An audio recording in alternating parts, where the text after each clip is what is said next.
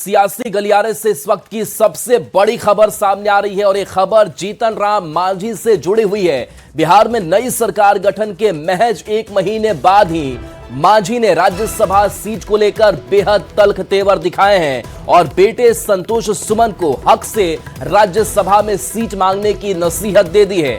इतना ही नहीं, मांझी ने हम के राष्ट्रीय अध्यक्ष संतोष सुमन को सुझाव भी दिया है कि वो एनडीए के बड़े नेताओं पर दबाव बनाएं कि हमको राज्यसभा की 1 सीट चाहिए और उसे दें, नहीं तो वे बिहार के मंत्री पद छोड़कर एनडीए से अलग होने का अल्टीमेटम दे दें।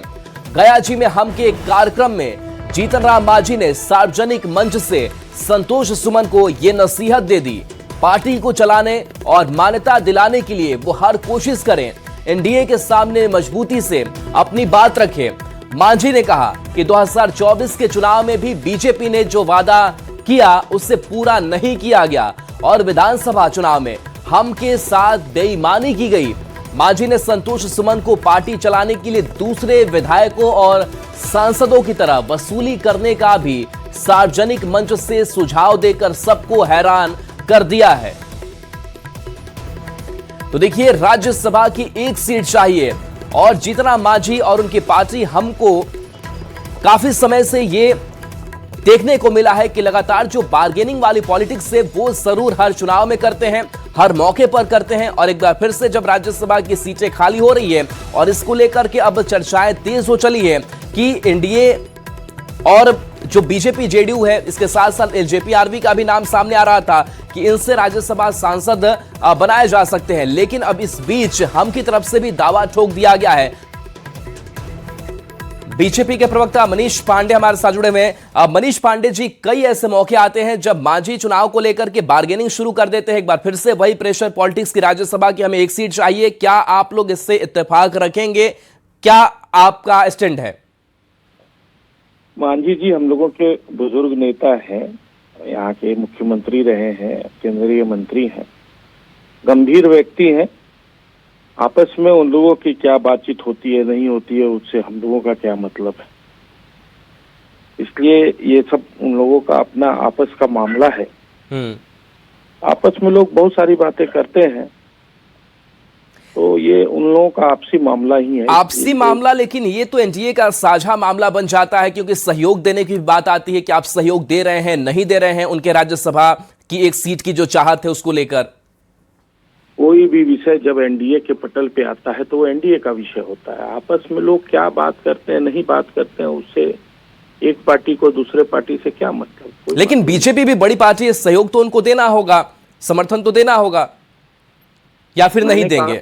मैंने कहा ना कि एनडीए के पटल पर जब कोई बात आती है तो उस पर विचार होता है।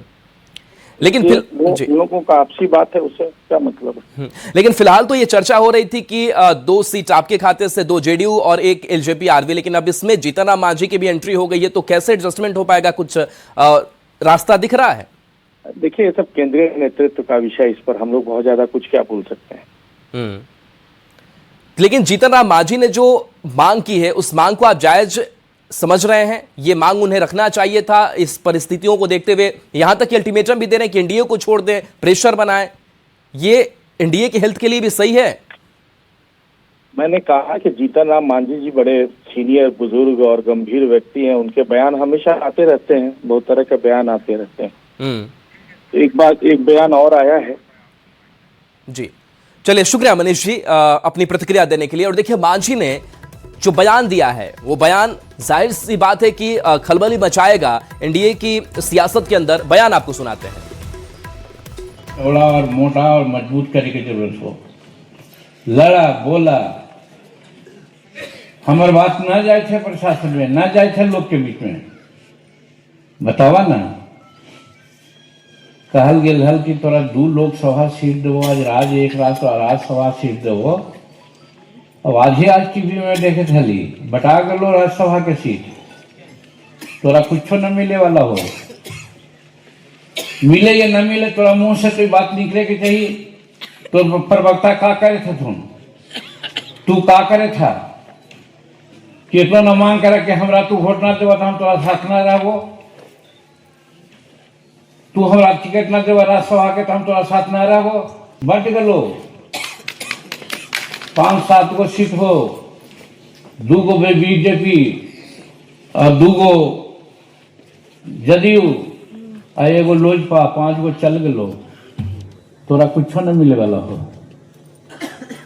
हमरा तो मन हो कि तोरा डिक्लेयर कर देवे के चाहिए,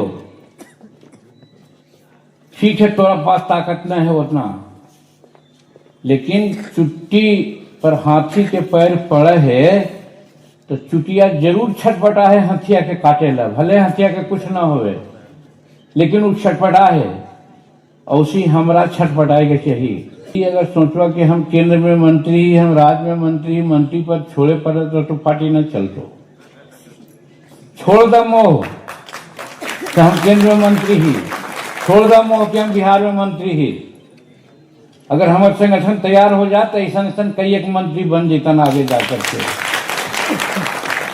थोड़ा डिक्लेयर कर देवे के चाहिए।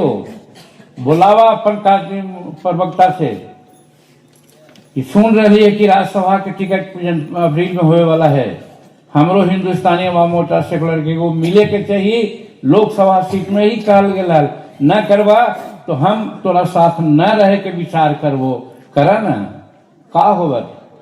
हम मंत्री पद न हली तो हमारी न जीत हली। हर MP MLA कमीशन ले जी, हम पर साल वाला कहली कि 5 करोड़ मिला हो ना भाई, अगर 10 पैसा मिले है तो 40 पैसा ने 40 लाख हो जीतो, सब पार्टी के हम दे दिली कि ले में गाड़ी खरीद को मेरे घर फलना कर, ये न करे था 3 का दोष है। और यहू साल अगर चाहवा तो हमारा पैसा की जरूरत न है, हम वही 2 साल देवो तो 40-80 लाख हो जी, तो 80 लाख कोई पार्टी को होती तो मामूली बात है जी। तहसीला तो कम से कम तहसील बाबा न 5-10% पर जाए तो 5% पर दावा, तो 5% पर लेकर के करा।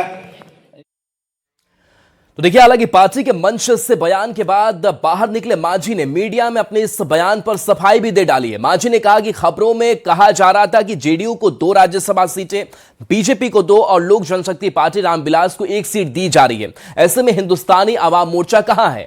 2024 के चुनाव में हमसे 2 लोकसभा सीटों और 1 राज्यसभा सीट का वादा किया गया था। उस समय हमें 1 लोकसभा सीट दी गई, लेकिन राज्यसभा सीट अभी भी बकाया है। हिंदुस्तान अवाम मोर्चा को 1 सीट मिलनी चाहिए। 2 भाजपा को, 2 जदयू को और 1 लोजपा की बात हो रही है। 5 सीट है, 7 सीट में 5 सीट है, तो हो सकता है 5 सीट एनडीए को आवे। तो वैसे परिस्थिति में हम हिंदुस्तानी अवाम मोर्चा कहाँ हैं? इसलिए हमको मांग करना चाहिए। 2024 के MP चुनाव में हमको कहा गया था कि 2 लोकसभा का सीट देंगे, अब 1 राज्यसभा का सीट देंगे। तो उस समय 1 लोकसभा का सीट दिए, 1 चुनाव में जीते। धन्यवाद देते हैं नरेंद्र मोदी जी को कि उन्होंने 1 चुनाव पर जीत गए तो हमको मंत्री भी बना दिया। लेकिन आज राज्यसभा का सीट तो हमका ड्यू है, 2024 के चुनाव, लोकसभा चुनाव के अनुसार ही। तो आज जब अप्रैल में 2025 में लोकसभा का, राज्यसभा का चुनाव होगा तो उस समय हिंदुस्तानी अवाम मोर्चा सेकुलर को 1 सीट मिलना चाहिए, ये मेरी मांग है।